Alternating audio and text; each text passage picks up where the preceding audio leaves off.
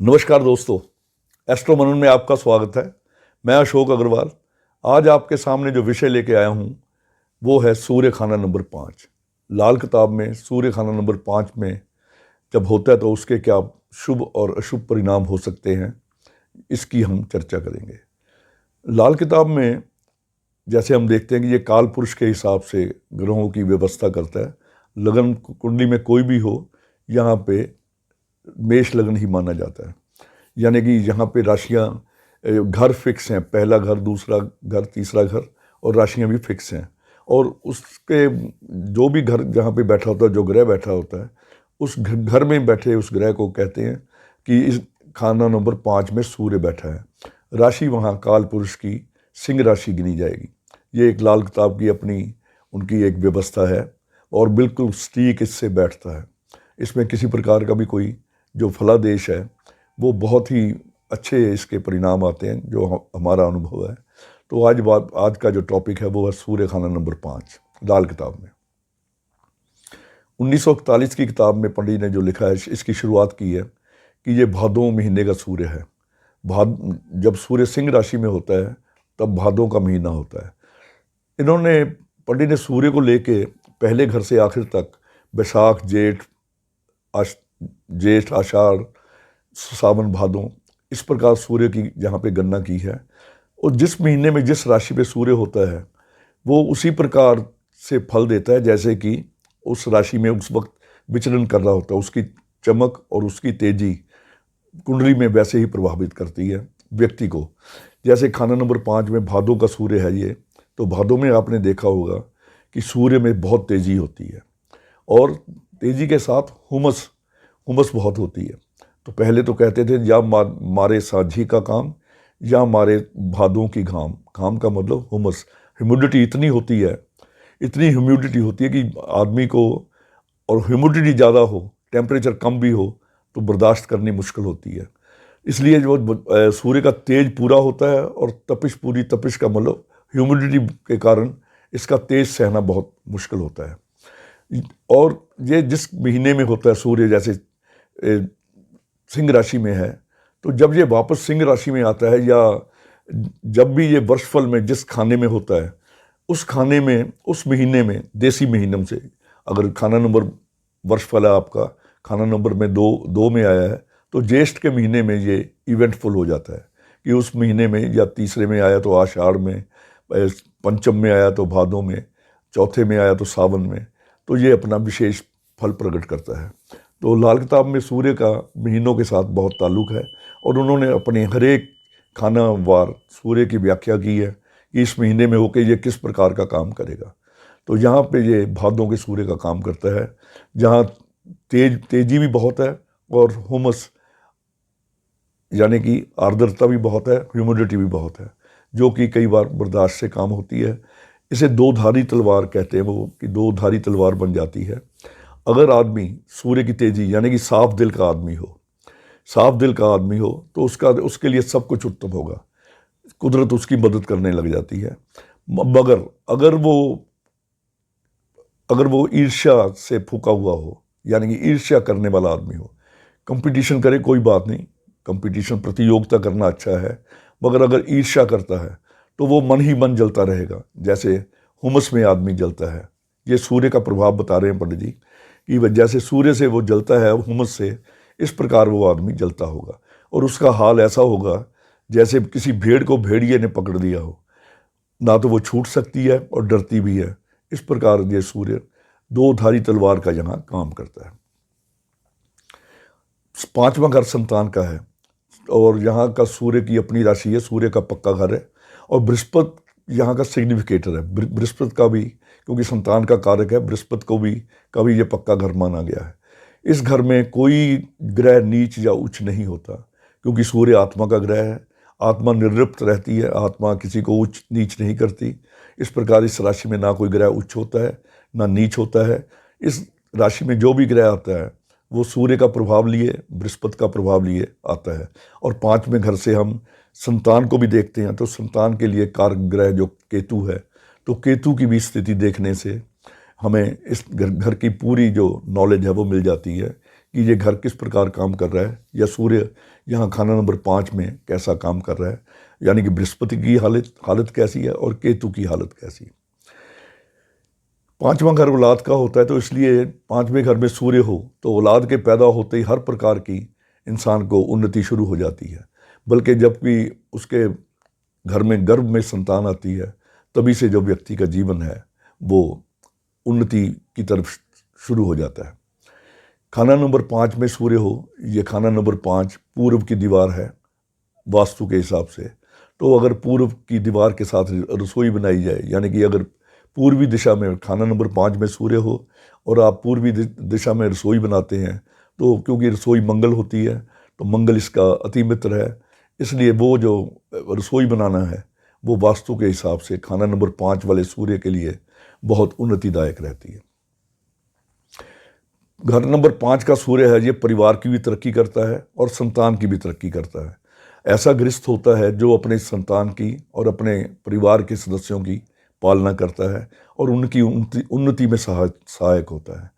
राजा होगा, ऐसा व्यक्ति तकरीबन राजा होता है। राजा का मतलब मान सम्मान का मालिक होता है, ऊंचे ओहदे पे होता है। अगर राजा होगा तो ये परोपकारी भी होगा, ये पक्की बात है। अगर वो ऊंचे ओहदे पे होगा तो वो परोपकारी भी होगा। अगर गरीब निर्धन हुआ, अगर साधु हुआ, साधु का मतलब साफ दिल का आदमी मगर निर्धन है, तो भी उसकी जो आयु है वो लंबी होगी। अल्पायु का व्यक्ति नहीं होते 5वें सूर्य वाले। अगर गरीब भी रह जाएं या धर्म की ओर भी चले जाएं तो इनकी आयु बहुत लंबी होती है। और ऐसे व्यक्ति को, सूर्य खाना नंबर 5 वाले को, या तो कोई राजा तारता है, यानी कि राजा की फेवर से वो उन्नति करते हैं, या किसी साधु के वरदान से या साधु के आशीष से उनके जीवन में एक बदलाव आ जाता है। और इन आदमियों का जो है वो बुढ़ापा बहुत उत्तम होता है।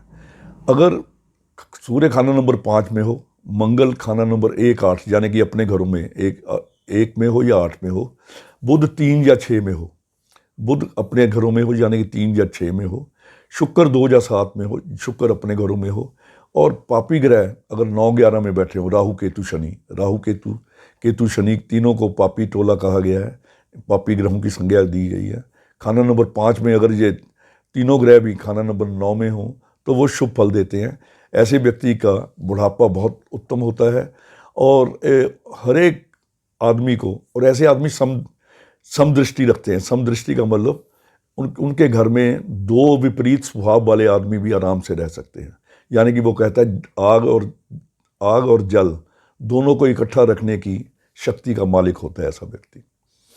बृहस्पति खाना नंबर 12 हो और चंद्र खाना नंबर 4 में हो तो बड़ा भारी राजयोग है। और शुक्र खाना नंबर 7 में 2-7 में हो, बृहस्पति 9-12, चंद्र 4 और शुक्र 2-7 में हो तो ये बहुत बड़ा भारी राजयोग है कुंडली में। अगर कोई ऐसी स्थिति देखें तो देखेंगे आप कि जो व्यक्ति है वो बहुत मतलब ऊंचे ओहदे पे या पॉलिटिक्स में किसी ऊंचे ओहदे पे ऐसे व्यक्ति होते हैं।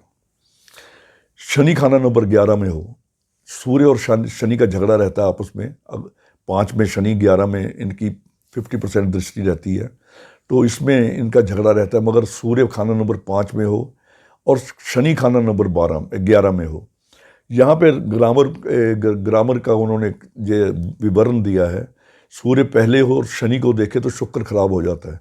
मगर यहाँ भी सूर्य शनि को देख रहा है मगर 50% दृष्टि से, तो इसका मतलब यहाँ भी ये शुक्र को खराब नहीं करता और बल्कि हर प्रकार का सुख, संतान और माता पिता का सुख ऐसे व्यक्ति का लंबा हो जाता है।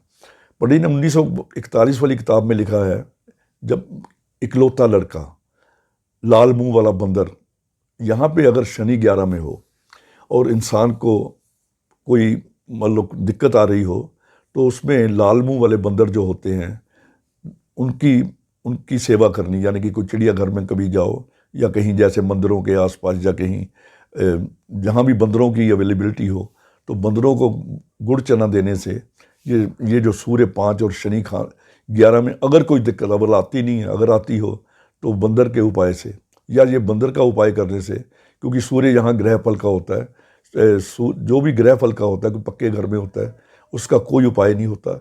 मगर अगर कभी आपको सूर्य सेहत का मालिक है, सेहत से डिस्टर्बेंस हो तो बंदरों को गुड़ चना देने से सेहत को ठीक रखा जा सकता है। सूर्य अब शत्रु ग्रहों को भी मदद करेगा। शत्रु ग्रह इसके कौन है? शुक्र, राहु, शनि, केतु, इनको भी मदद करता है अगर वो इसके साथ खाना नंबर 5 में हो। उन ग्रहों को भी ये खराब नहीं करता। और जहाँ पे कोई पाप ग्रह होने से भी ये बहुत बड़े सम्मान का और रुतबे का अधिकारी बन जाता है। यानी कि 5 नंबर खाना में कोई अगर पाप ग्रह भी इसे मिल जाए तो इसका कुछ नहीं बिगाड़ सकते, बल्कि वो भी उत्तम फल देने लग जाते हैं। और आपने देखा होगा कि बल्कि अकेला केतु 5 में हो या अकेला राहु 5 में हो तो सूर्य ऑटोमेटिकली उत्तम हो जाते हैं। सूर्य का मतलब ऐसे व्यक्तियों की सेहत अच्छी रहती है। दूसरे कोई कारण कोई ख़राब करें, डिस्टर्ब करें, उसको कह नहीं सकते, मगर सेहत सूर्य अच्छा हो जाता है। यानी कि पापी भी इनके घर में आके, सूर्य के घर में आके शुभ फल देते हैं। अगर कुंडली में बृहस्पति उत्तम हो, बृहस्पति उत्तम अब अपने घरों में हो, 2, 5, 9, 12 में हो, बृहस्पति उत्तम हो, चौथे घर में बृहस्पति हो, तो इस व्यक्ति की बुआ और जो बेटी होती है, वो बुआ बेटी और जो भी बुध की आइटम्स हैं या व्यापार है, बुध व्यापार भी बुध से देखते हैं, वो सभी बहुत उत्तम स्थिति में होते हैं। अब मंदी हालत लेते हैं इसकी। अगर बृहस्पति खाना नंबर 10 में हो और सूर्य खाना नंबर 5 में हो तो ये स्त्री की सेहत पे अटैक करता है। किताब में लिखा है कि 1 से ज़्यादा स्त्रियां ऐसे व्यक्ति की होती हैं। ऐसी स्थिति में इसे 10 और 5 की टक्कर कहते हैं। जो मैंने बंदर का उपाय बताया, आपको पहले बताया था, बंदर की सेवा, उस बंदर की सेवा से करने से आप इस टक्कर का जो दुष्प्रभाव है उसे रोक सकते हैं। और स्त्री की सेहत अगर यहाँ पे ख़राब करता हो तो ये बंदर का उपाय आप कर सकते हैं। शनि खाना नंबर 3 में हो और सूर्य खाना नंबर 5 में हो तो ये लड़कों की सेहत के लिए अच्छा नहीं होता, औलाद की सेहत के लिए, और उनकी आर्थिक उन्नति में रुकावट डालता है। शनि नंबर 3 में हो, सूर्य नंबर 5 में हो तो ये औलाद यानी कि केतु की तरक्की में रुकावट डालते हैं या उनकी सेहत को रुकावट डालते हैं। इस स्थिति में 3 कुत्तों की सेवा, यानी कि धोता, भांजा, साला, इनकी सेवा करे या कुत्ता पाल ले इंसान अगर शनि 3 में हो। मगर उसमें ये देखना पड़ेगा राहु उस वक्त खाना नंबर 7 में नहीं होना चाहिए। राहु खाना नंबर 7 में हो तो कुत्ता नहीं पालना चाहिए। जो बाहर के आवारा कुत्ते होते हैं इनकी सेवा कर देनी चाहिए। अगर शनि खाना नंबर 3 और सूर्य नंबर 5 में हो, औलाद पे कष्ट आता हो, तो आप कुत्तों की सेवा से, कुत्तों को तंदूरी रोटी देने से जिसमें बहुत हल्का मीठा डला हो, तो उससे संतान के स्वास्थ्य में या उनकी आर्थिक स्थिति में सुधार होता है। बाकी सूर्य खाना नंबर 5 में पक्के घर का होता है, वैसे अदरवाइज इसमें कोई उपाय नहीं होता। तो आज सूर्य खाना नंबर 5 के विषय में हमने बात की। कल किसी और विषय के साथ फिर आपके सामने उपस्थित होऊंगा। तब तक के लिए आज्ञा। धन्यवाद। नमस्कार।